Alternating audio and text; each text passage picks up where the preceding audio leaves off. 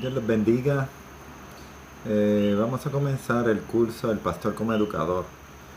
Este curso está sacado del libro Enseñando para Cambiar Vidas de Howard Hendricks y resumido por el profesor Elisamuel Sánchez de Jesús. El libro consta de unos 7 capítulos. El primero es Una pasión por comunicar, la ley del maestro, la ley de educación, la ley de actividad, la ley de la comunicación, la ley del corazón y la ley de la preparación. Vamos a ver ahora poco a poco en detalle los diferentes pensamientos que el autor nos quiere traer sobre la educación. Es importante que los pastores, maestros y líderes sean enérgicos y dinámicos y que sus mensajes traigan como resultado el que las vidas cambien.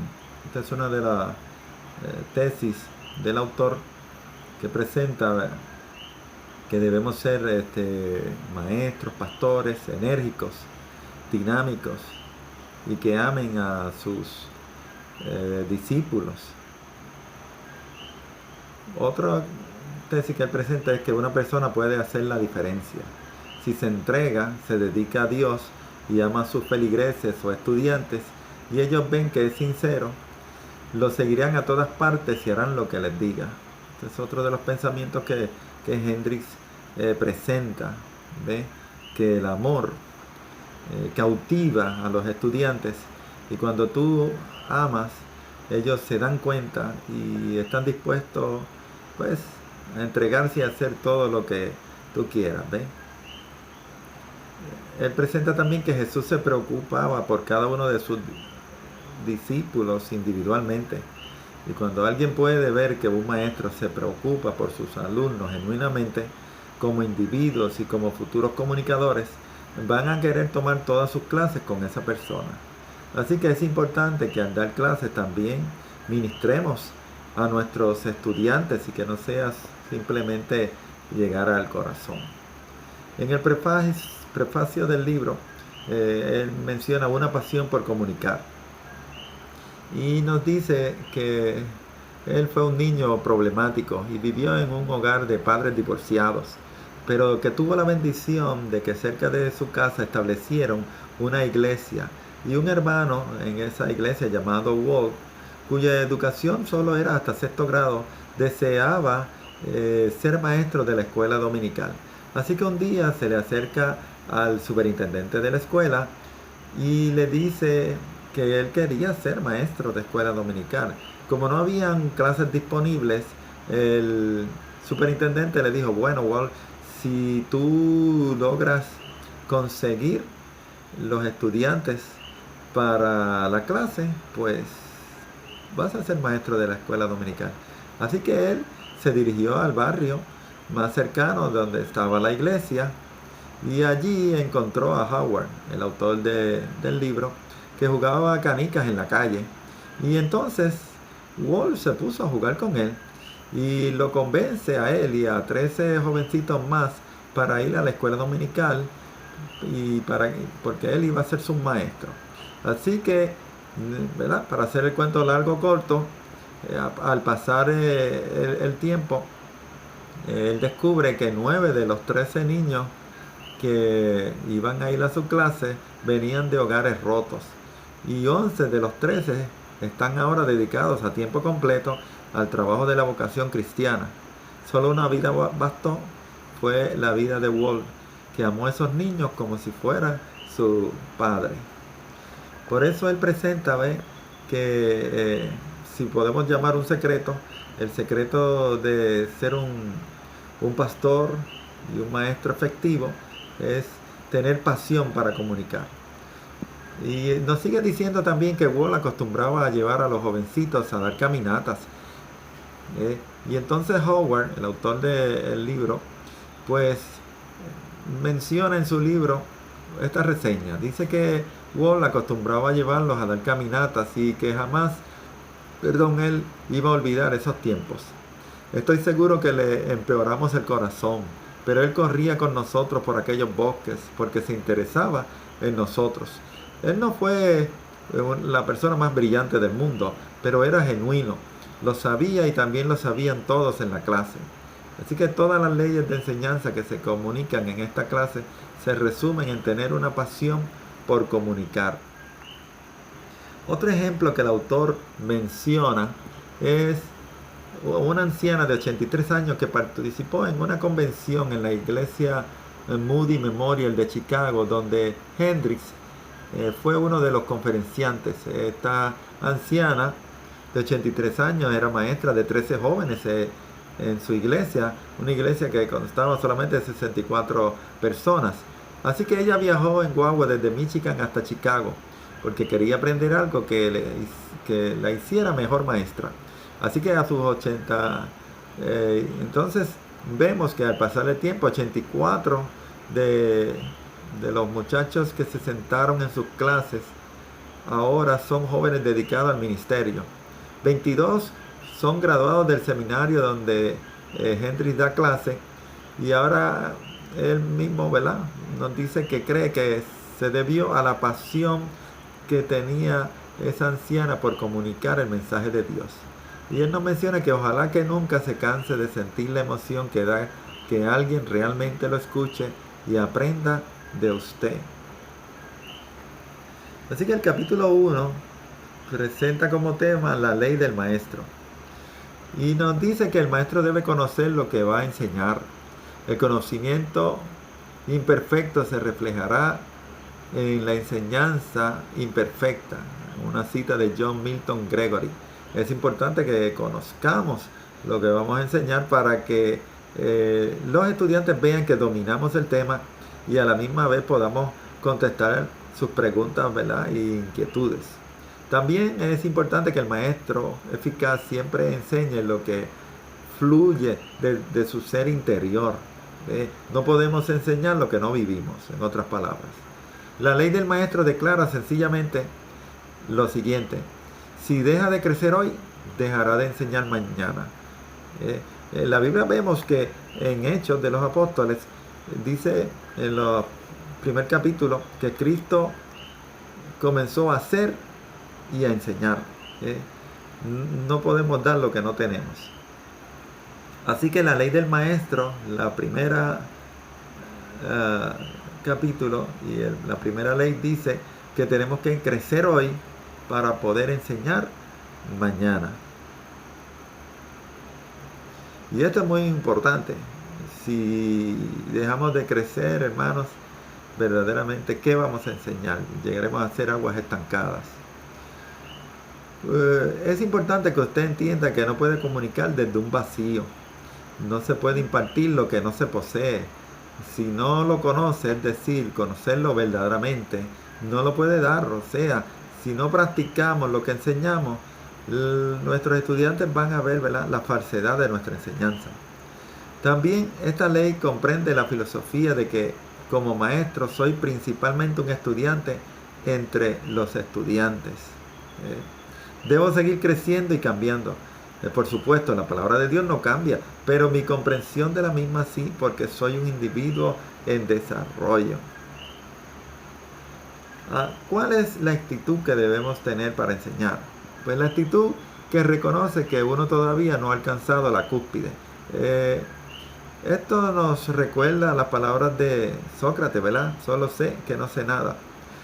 ¿Cómo podemos mejorar? Pues mire, consideremos de esta manera: mientras vivimos, aprendemos, y mientras aprendemos, vivimos. Es importante la preparación espiritual y bíblica que el maestro diariamente pues debe tener. Un maestro decía al preguntarle a un alumno que lo veía mucho tiempo en la mañana y en la noche estudiando, y le dice que por qué él hacía eso de estudiar tanto, y el profesor le dice: hijo, prefiero que mis estudiantes beban de la corriente de agua que de un charco estancado. Y es una verdad importante que debemos entender, que debemos buscar constantemente la presencia del Señor con nuevas ilustraciones y para enseñar más eficazmente. Las palabras de Jesús en Lucas 6:40: todo el que fuere perfeccionado será como su maestro. Si usted quiere ministrar a otros, pídele a Dios que primero le ministre a usted mismo, ¿ve? Y la palabra tiene que cortar primero al predicador y al maestro para que luego pueda cortar al estudiante. Pablo decía que en 2 de Corintios capítulo 1, ¿ve?, que con el consuelo que hemos sido consolados, así ministramos. O sea, es importante que entendamos que Dios quiere obrar por medio de nosotros, pero no puede hacerlo hasta que nosotros mismos no abramos nuestro corazón, ¿ve?, y permitamos que Dios nos limpie para entonces poder ministrarle a otros. La personalidad humana es el vehículo de la enseñanza eficaz. Dios le ha dado a este privilegio tan grande al ser humano y no a los ángeles de llevar su palabra. Siguiendo con la ley del maestro, el milagro del ministerio es que Dios nos eligió para ser sus representantes a esta generación. No hay mejor manera de conocer la Biblia que enseñándola. Dicen algunos, pero ¿cómo la enseñaremos si no hay nadie que nos enseñe? Si bien es cierto que cuando enseñamos aprendemos en cantidad, pero es importante que nos sentemos, ¿verdad?, como alumnos primero a comprender para luego después enseñar. Mire, se necesita un mínimo de 4 años de educación universitaria para ser maestro, digamos, de matemáticas.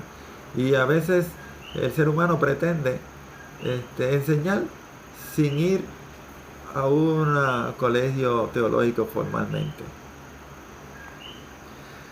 El libro también nos presenta algo, ¿verdad?, bien interesante: cómo buscar buenos maestros.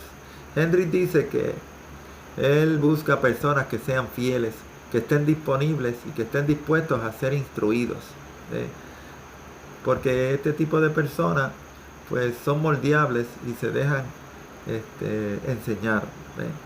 La mayoría de los adultos tenemos que ver que sienten temor de involucrarse en ministerios porque muchas veces su nivel de confianza es muy bajo, y es tarea de nosotros, los pastores, los maestros, elevarles el nivel de confianza para que poco a poco participen y ese caudal de experiencia que tienen pues lo puedan comunicar a las generaciones.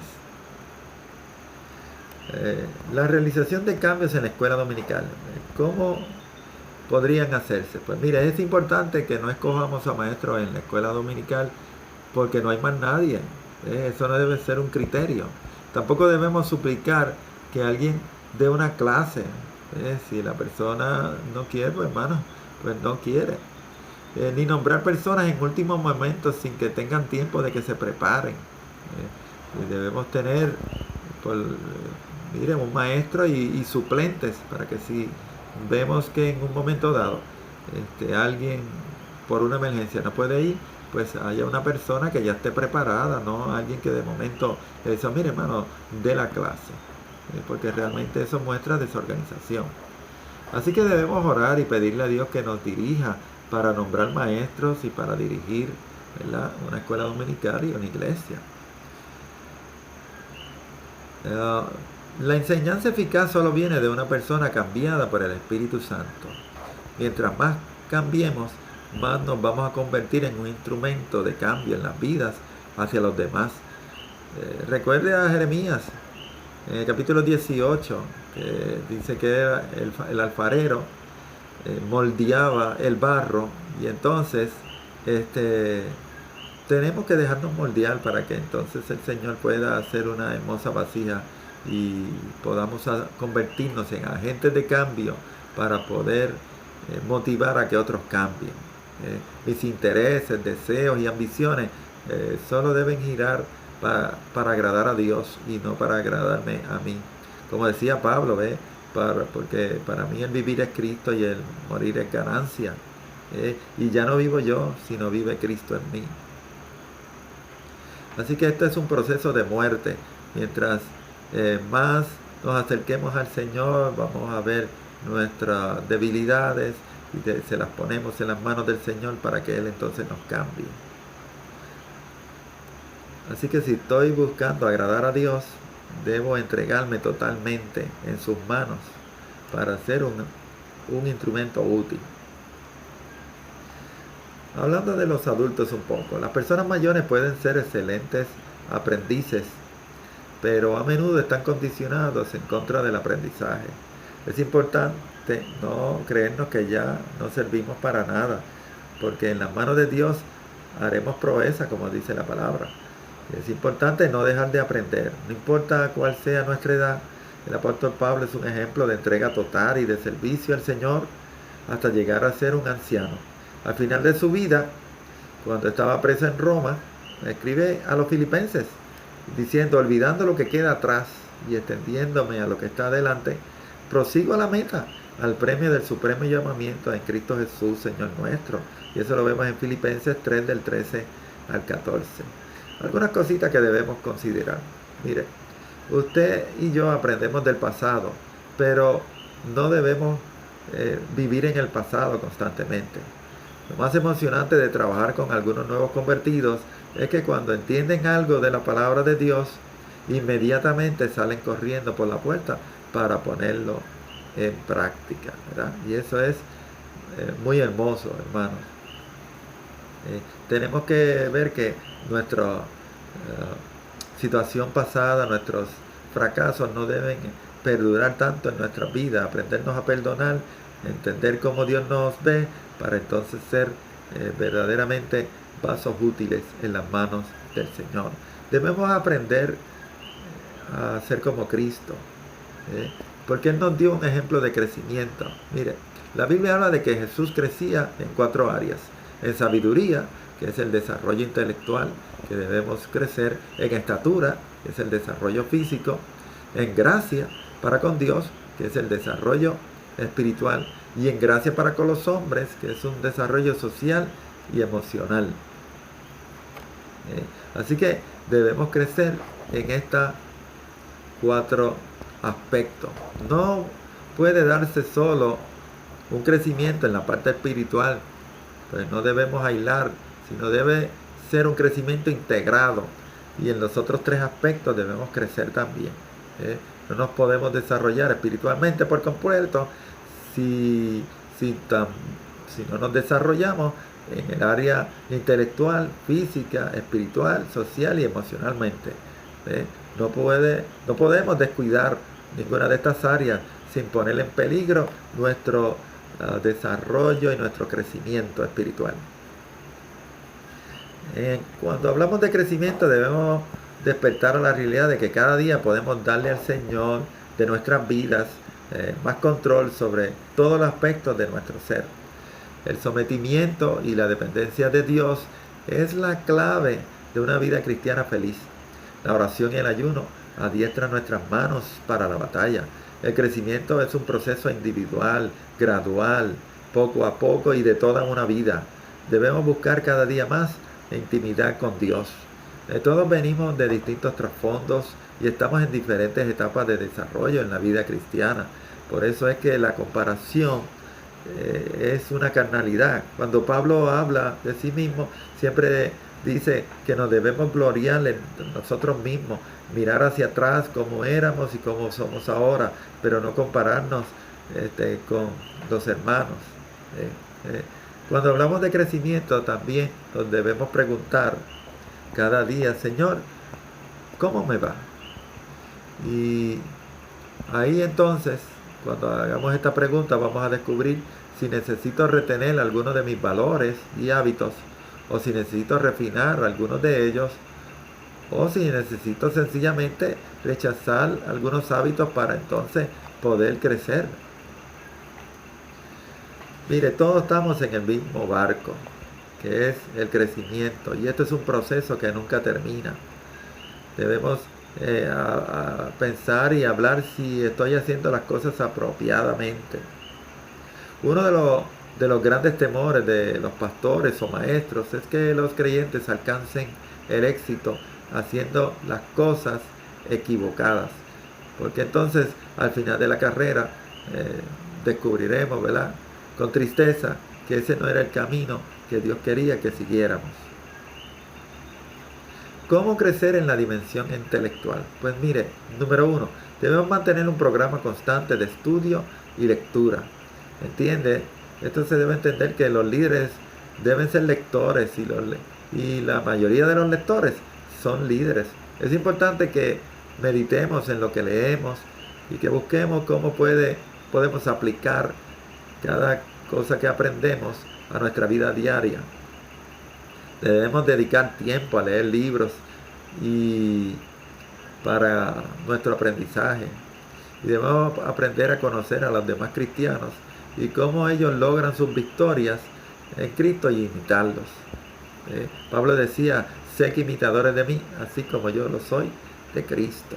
Y número 2, pues dentro de este tema de mantener un programa constante de estudio y lectura, cada vez que esté cerca de una persona importante, mantengamos nuestra boca cerrada y hablemos menos y hagamos más preguntas para aprender más de las personas. No es tanto demostrarle que sabemos, sino pues aprovechar ese tiempo para sacarle el jugo, como uno podría decir, ¿verdad? Mire, la segunda parte en el crecimiento intelectual sería matricularse en cursos de educación continua.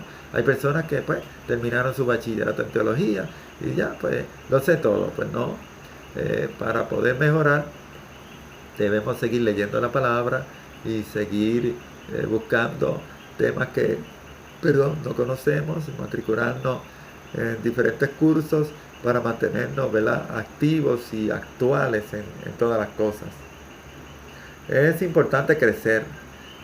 Si vemos a Pablo en 2 Timoteo 2:2, él dice, te he comunicado el cuerpo de verdad que recibí por revelación y con esto te he edificado tu vida. Ahora te encargo que tomes esa misma verdad y la deposites en la vida de otras personas de confianza, enseñándoles de forma tal que estén capacitados para enseñar a otros y que a su vez enseñarán a otros y estos a otros. Así que vemos ahí casi una tercera y cuarta generación de maestros y predicadores. Número 3, tenemos que conocer a nuestros estudiantes. Cuando conocemos las necesidades y características de los alumnos y los miembros de la iglesia, pues es más efectiva nuestra enseñanza y nuestra predicación. Podemos tener una libreta de apuntes y cuando vemos algunas situaciones o problemas o alguien nos menciona algo, podemos apuntar, ¿verdad?, escribir el nombre de la persona y apuntar esas observaciones para luego cuando estemos en nuestro hogar orar por todos esos hermanos. Si podemos, ahora que tenemos la facilidad de teléfono, sacar una foto para que no se nos olvide el rostro y así podemos hacer anotaciones y tener una libreta de oración para que oremos por nuestros alumnos y esto pues Dios nos va a ayudar y vamos a ser más efectivos a la hora de enseñar. También tenemos que ver que cuando enseñamos hay alumnos inquietos y tenemos que tenerle paciencia porque estos pueden ser los futuros líderes, misioneros, evangelistas. Así que es importante tenerles paciencia y amor. Alabado sea el nombre de Cristo. Mire, también podemos preguntarnos cómo podemos crecer en la parte física. Pues, una forma o varias formas que tenemos es pues descansando. Tenemos que descansar diariamente para evitar que nuestro cuerpo se afecte y se enferme. Debemos también cuidar nuestras finanzas, ofrendar, diezmar y no malgastar el dinero que pasa por nuestras manos. Mire, alrededor del 80% de los norteamericanos y de los puertorriqueños también tienen deuda más allá de lo que pueden pagarlas. Debemos administrar debidamente el tiempo que tenemos también para no malgastarlo o dedicar demasiado tiempo a algunas cosas y a otras no. Tenemos que mantener un balance. Algo bueno que podemos hacer es una agenda y este ejercicio sería importante hacerlo. Debemos hacer una agenda y coger, ¿verdad?, diariamente y por hora y apuntar ahí qué hacemos. Y una vez usted haga ese ejercicio para que vea qué hace en una semana, ahí usted va a descubrir, mira, estas cosas las hago demasiado. Aquí en tal y tal hora pues puedo disponer de tiempo para orar o para leer la Biblia. Así que hagamos ese ejercicio.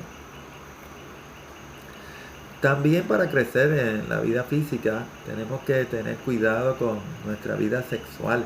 Si somos solteros, pues debemos cuidar nuestra mente, nuestros pensamientos. Si somos casados, pues tenemos que entender que debemos, si vamos a orar, a ayunar, periodos de tiempo largo, debemos hablar con nuestro cónyuge para que él sepa o ella sepa que vamos a estar en ayuno y luego después, como dice Pablo, volver nuevamente a estar en uno para que el Satanás no nos tiente.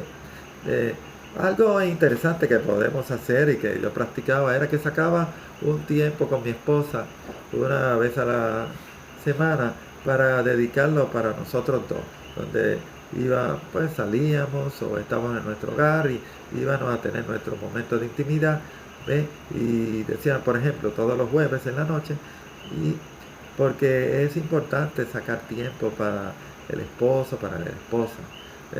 Mire, debemos tener también, como calendarizamos que vamos a ir a predicar a tal o cual lugar, debemos tener una libreta donde pongamos los cumpleaños de nuestros hijos, de nuestros padres, de nuestros amigos y saquemos tiempo para felicitarlos y para hasta hacerle una sorpresa.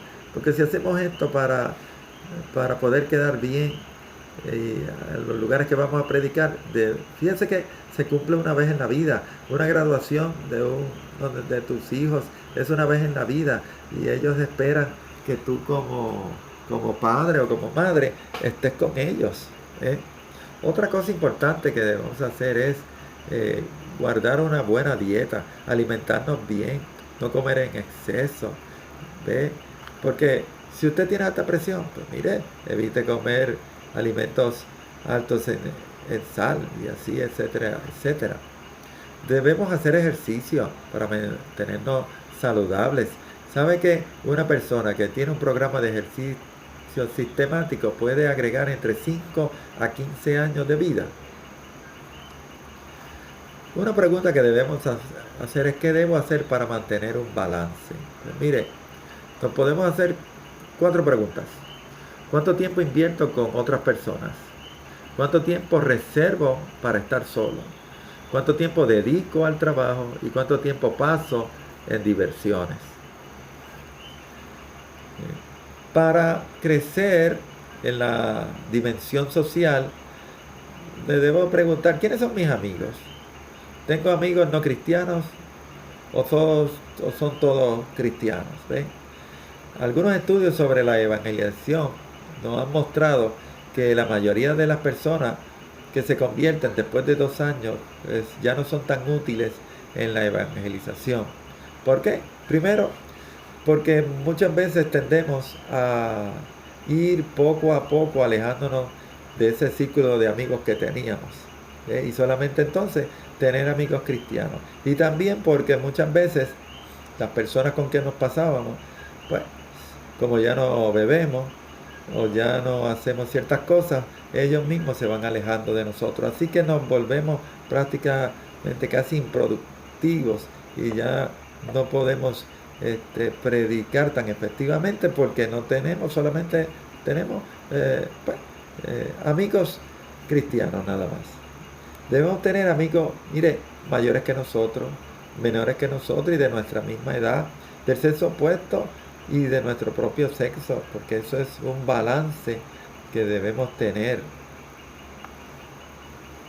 Mire, un amigo sabe todo acerca de usted y aún así lo acepta, le escucha hasta las ideas más herejes sin rechazarlo y sabe cómo criticarlo de tal forma que usted lo escuche.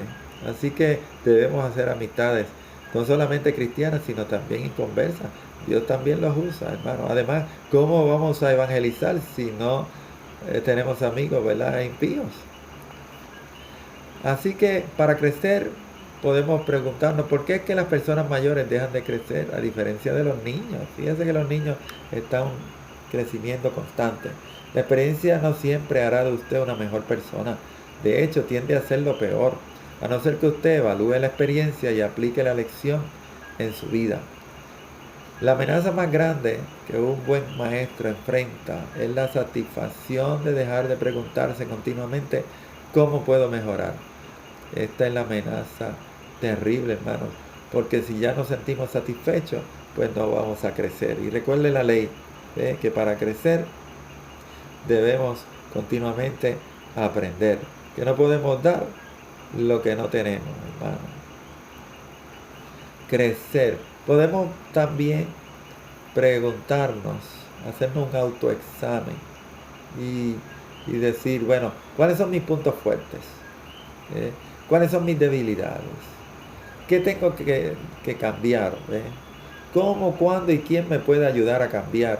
Una vez consiga cuáles son mis puntos débiles, pues entonces puedo tratar de buscar una mentoría, alguien que yo sé que, digamos, pues ora más que yo y podría entonces hacer enlace con esa persona, invitarlo para orar juntos, ¿ve? O si es que no leo mucho la palabra, pues también hacer enlace con esa persona, estudiar junto a la palabra del Señor para así motivarme y seguir hacia adelante.